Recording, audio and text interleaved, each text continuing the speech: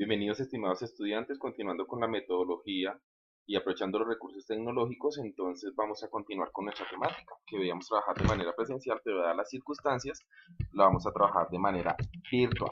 Listo, entonces vamos a recordar el tema relacionado con hipótesis, planteamiento de hipótesis, el cual es un supuesto que requiere una posible constatación, son una expresión de las dudas que tiene la empresa sobre el tema de materia de investigación. Recuerden que una hipótesis es un planteamiento que se hace con el fin de identificar si es verdadero o falso, ¿cierto? Estas deben ser planteadas de forma sencilla, relacionadas con el problema y los objetivos. No se deben plantear muchas hipótesis, ¿cierto? Y por lo general se utilizan de forma interrogativa. Entonces les voy a plantear acá algunos ejemplos. Estos son algunos ejemplos de unas hipótesis, las cuales luego del proceso de investigación ustedes podrán saber si es verdadera o falsa. Recordemos que hay dos fuentes de información, una que es la fuente primaria y la otra que es la fuente secundaria, donde la primaria es generalmente nuestro target, nuestro segmento de mercado, a quien le preguntamos. No tendría sentido preguntar a una persona que esté fuera del segmento de mercado al momento de hacer una investigación de mercado, porque ya estaríamos generando un error en la investigación. Y las fuentes secundarias, todas aquellas instituciones del gobierno, internet, artículos, revistas, bibliotecas, entre otras, que nos permitan obtener información acerca de la investigación que estamos trabajando. Vamos a empezar a hablar un poquitico acerca de la investigación exploratoria, que es una investigación cualitativa. Recuerden que cualitativa es la que busca identificar todo lo que son cualidades. Entonces identificamos acá los datos de investigación de mercado, donde tenemos unos datos secundarios y unos datos primarios. Dentro de los datos primarios, que es nuestro segmento de mercado, tenemos datos cualitativos, datos cuantitativos. Dentro de estos tenemos los descriptivos y los causales. Los causales son los que se obtienen a través de un proceso de experimentación, pero los descriptivos se utilizan dos herramientas, o datos por encuesta o datos por observación y otros. ¿Listo? Este cuadro ustedes lo van a analizar, donde nos presentan, nos comparan el objetivo, la muestra, la recolección de datos, análisis de datos y el resultado como tal, al comparar la investigación cualitativa con la investigación cuantitativa. Vamos a hablar sobre unos procedimientos o herramientas de investigación que se utilizan, o procesos para la investigación cualitativa. El primero es el enfoque directo. Este enfoque radica en eh, decirle a la persona que se le está preguntando para qué es las preguntas que le estoy haciendo. Por ejemplo, si yo le digo a una persona, puedo hacer en este momento, quiero que usted me hacer una entrevista relacionada con el desodorante que utiliza y por condiciones relacionadas con ese desodorante, ya le estoy indicando por qué las tipos de preguntas y van encaminadas hacia qué. Mientras que por otro lado, cuando yo no les digo cuál es el objetivo de las preguntas que le estoy haciendo, sería un enfoque indirecto. El directo es cuando se sabe, el indirecto es cuando no se sabe. Vamos a empezar con una de las primeras herramientas, que son las sesiones de grupo. Estas son las entrevistas realizadas por un moderador capacitado con un grupo pequeño de individuos de una forma no estructurada y natural. O sea, yo me reúno con un grupo de individuos pertenecientes al segmento de mercado y les hago una serie de preguntas, tengo una pequeña charla con ellos, utilizo una serie de herramientas y trato de obtener la información relacionada con el objetivo de mi investigación. Entrevista a profundidad, entonces obviamente esta es una entrevista no estructurada. Cuando hablamos de estructurada, no estructurada, estructurada hace referencia a que tiene unos temas específicos que se van a trabajar, ya se tiene un formato preestablecido y todo. Eso es estructurada. No estructurada es cuando es muy informal, ¿cierto? Esto con el fin, de igual forma, de obtener información relacionada con el producto. Continuamos con la técnica o la herramienta de escalonamiento, que es una entrevista también a profundidad, pero donde uno empieza a obtener información partiendo de las características del producto a llegar a las características del usuario. O sea, yo empiezo siguiendo con el tema del desodorante, yo empiezo a preguntarle sobre cosas relacionadas con el desodorante, pero al final las últimas preguntas que les voy a hacer es sobre temas relacionados con la persona que está consumiendo o está utilizando ese desodorante. Hay otras preguntas que se den con tema oculto. Entonces, este es un tipo de entrevista a profundidad, donde se le hacen una serie de preguntas al entrevistado, pero con un trasfondo, con el fin de obtener información, ¿cierto? Por ejemplo, yo puedo preguntarle a una persona cuál es el carro que le gustaría comprar, por qué le gustaría comprar ese carro, pero el objetivo mío es de pronto vender accesorios para carro, o sea, el tema oculto, ¿ok? No diciéndole directamente, es al momento de comprar un carro, ¿Cuáles accesorios le gustaría? No, usted va a comprar el carro. ¿Qué carro le gustaría? ¿Por qué le gustaría comprar un carro? ¿Qué le gusta del carro por dentro? ¿Qué no le gusta del carro por dentro? ¿Qué le gustaría que tuviera ese carro? Y entonces estoy hablando con temas relacionados para accesorios para vehículos. El análisis simbólico es una técnica que busca realizar entrevistas en profundidad en la cual se analiza el significado simbólico de los objetos al compararlos con sus supuestos. Por lo general esta técnica se utiliza o la analizan personas especializadas en esta área de análisis de este tipo de herramientas. Bueno, entonces como les decía, esto tiene que hacerlo una persona que esté preparada para hacer ese análisis como tal simbólico. Tenemos otra técnica proyectiva que es una forma de preguntar no estructurada e indirecta que anima a los sujetos a proyectar sus motivaciones, creencias, actitudes o sentimientos subyacentes con respecto a temas de interés. Dentro de estas tenemos las técnicas de asociación. Este es un tipo de técnica donde se le presenta a un estudiante algún elemento y se le pide que responda a lo primero que se le ocurra. Por ejemplo, les preguntaría a ustedes qué ven en la diapositiva, entonces automáticamente se me decía, no, profe, eso es energía, no, eso es un cerebro, eso es un ser humano, no, un robot. Eso es una técnica de asociación. La otra técnica de asociación es la de palabras, donde por ejemplo yo empiezo y le coloco a un estudiante o a una persona del segmento, perdón, no solamente el estudiante, le coloco la pregunta amarillo y entonces esa persona me dice flores y de flores me arranca que abejas o me puede decir que girasoles o me puede decir que olor de las rosas y así sucesivamente puedo hacer como una especie de mapa conceptual relacionado con la pregunta que arrancamos, que fue en este caso amarillo. ¿Listo, muchachos? Entonces, esto es otra técnica de asociación de palabras.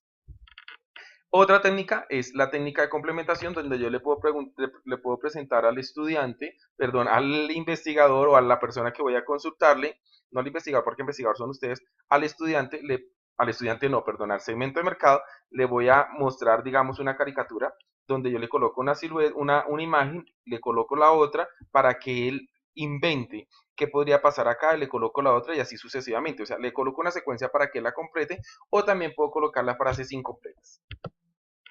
La otra técnica, la técnica de construcción, donde por ejemplo yo puedo utilizar caricatura, le coloco a esta caricatura acá un texto y miro a ver qué le responde esta persona y así sucesivamente con la otra. O sea, son técnicas de construcción. ¿Listo? Tenemos también las técnicas expresivas. Dentro de las técnicas expresivas tenemos el juego de roles y la técnica de la tercera persona. Por ejemplo, cuando usted le dice al segmento de mercado, por favor, indague los gustos que tiene, que le gustaría, que una amiga suya puede tener. Muchos de esos gustos van a ser reflejados precisamente relacionados con la persona que lo está escribiendo. Y asimismo el juego de roles. Aquí vemos una imagen donde tenemos a una niña haciéndose pasar por la enfermera. Digamos que jugamos al caso contrario y colocamos a un niño eh, revisando a un médico, donde se cambia el juego de rol, médico-paciente, y el niño, por ejemplo, va a identificar donde le dice al médico, porque lo va a revisar, él va a ser el paciente, le dice al médico, espera, caliento mi fonendoscopio porque está muy frío, o tranquilo que yo no te voy a inyectar, ¿cierto?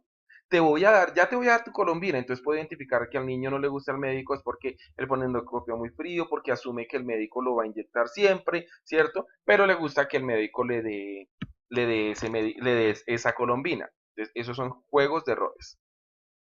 Esta es la forma como se presenta un informe de análisis cualitativo donde tenemos la reducción de los datos, la presentación de los datos, conclusiones y verificaciones. Ustedes los van a analizar muy bien. Recuerden que esta presentación también la van a encontrar en la plataforma virtual. Continuamos con el diseño de la investigación descriptiva. Esta se utiliza principalmente lo que es las encuestas y la observación. Entonces, todo el mundo ya sabemos que es una encuesta, ya hemos trabajado, ya tenemos que esto es un cuestionario bien estructurado que se aplica a una muestra de una población, ¿cierto? Dentro de las encuestas encontramos que hay encuestas telefónicas, personales, por correo y electrónica, donde las encuestas telefónicas tenemos la tradicional y la que es por computador, en la personal tenemos la que vamos a la casa de la persona, la que hacemos en centros comerciales o la que hacemos por computadora y por correo electrónica las que se hacen por correo electrónico o panel de correo o a través de internet en determinada página. La observación, bueno, este es un registro de patrones conductuales de personas, objetos y sucesos de forma sistemática para obtener información sobre el fenómeno de interés. Hay una observación estructurada que es donde yo llevo unos parámetros de cuáles son los elementos que yo voy a tener en cuenta al observar. Yo me voy, digamos, al supermercado y llevo estructurado. Yo voy a observar tal componente digamos que va a sacar una marca de pañales. Entonces yo me voy a la categoría de pañales, pero yo llevo estructurado que voy a observar qué producto es el que compra las personas, qué clase de personas son las que compran el producto, qué cantidad llevan y así los elementos bien estructurados referente a lo que quiero ir a observar. La no estructurada es cuando yo me voy allá al misma exhibición de pañales y miro todo lo que pueda pasar, sin llevar estructurado cuáles son los puntos exactos que yo quiero observar. Hay dos ambientes de observación, uno es natural y el otro artificial. El natural es cuando yo voy a donde el individuo, a donde el cemento de mercado, a su ambiente, como se dice, natural, y le hago las preguntas. Y el artificial es donde yo creo un ambiente y invito a ese individuo a que venga y participe en el proceso de investigación. Hay diferentes tipos de observación, la observación personal, la que hace el individuo, la observación mecánica a través de elementos electrónicos, ya vamos a ver que es un inventario, un análisis de contenido y un análisis de rastros. Entonces la investigación personal es esta estrategia de investigación por observación donde la persona, como lo dice, individuos, personal, va y hace la observación. Por otro lado hay una observación mecánica que es la que se hace a través de dispositivos electrónicos como el que vemos acá, que dice, eres nuestro visitante número tal cuando ingresamos, por ejemplo, a una página web, ¿cierto? O cuando de pronto ustedes van a un establecimiento y tienen que pasar a una registradora, todo eso nos puede permitir identificar el número o control o observación mecánica, la que se hace a través de dispositivos mecánicos o electrónicos. Tenemos el inventario que es, por ejemplo, yo quiero sacar un producto de aseo, entonces yo escojo unos hogares muestra, obviamente con un incentivo para esos hogares muestra, y le digo a la señora, yo necesito ir al lugar, a su lugar donde tiene toda la alacena con el fin de conocer cuáles son los productos que usted habitualmente compra. Entonces, digamos, yo voy a colocar una distribuidora de una distribuidora de productos de aseo y entonces lo que yo hago es identificar en todo ese mercado, en toda la escena, cuáles son los productos de aseo que tiene los diferentes hogares seleccionados y esto me va a permitir a mí conocer cuáles son los productos que yo debo tener en mi establecimiento, ¿cierto? Para mi distribución. El análisis de contenido es una técnica que busca identificar más, ya no tanto la observación como tal de la persona, sino miramos es la forma como dicen las cosas, cómo es su proceso de comunicación, cuál es el trasfondo de lo que nos quiere decir a través del mensaje que nos está diciendo, ¿cierto? Eso es análisis de contenido. Y por otro lado tenemos el análisis de rastros, que es una técnica por la cual se busca recolectar información sobre evidencias relacionadas con el proceso de investigación que han pasado con anterioridad. Por ejemplo, yo voy a mirar, voy a sacar, sigamos con el ejemplo del desodorante, y yo miro cuál es el comportamiento acerca de los desodorantes en el sector, cuáles son las marcas que han ingresado nuevas, cuáles son las que han venido apareciendo, cuáles han salido del mercado y demás. Podemos analizarlo como una parte del análisis de los rastros. Aquí les dejo un cuadro comparativo de los diferentes tipos de observación para que ustedes los analicen. Y por último, les quiero traer también un pequeño concepto relacionado a investigación etnográfica. La investigación etnográfica es esa investigación que busca estudiar es el comportamiento humano, o sea, ese comportamiento de ese cliente, de ese consumidor. Recuerden cuando vimos las fases de la evolución histórica de la investigación de mercados, que había una fase que hacía referencia precisamente a ese proceso que buscaba, ya era analizar ya no tanto esas características del producto, sí son importantes, pero ya se empezó a indagar o a consultar, a investigar cuál era el proceso de comportamiento, cómo era el comportamiento de esos clientes, de esos consumidores, a los cuales yo les quería ofrecer el producto o servicio. ¿Listo, muchachos? Entonces, ahorita les voy a colocar en el siguiente video el proceso de cómo van a desarrollar ustedes el taller relacionado para esta actividad. Nos vemos entonces en el siguiente video en el cual les explicaré.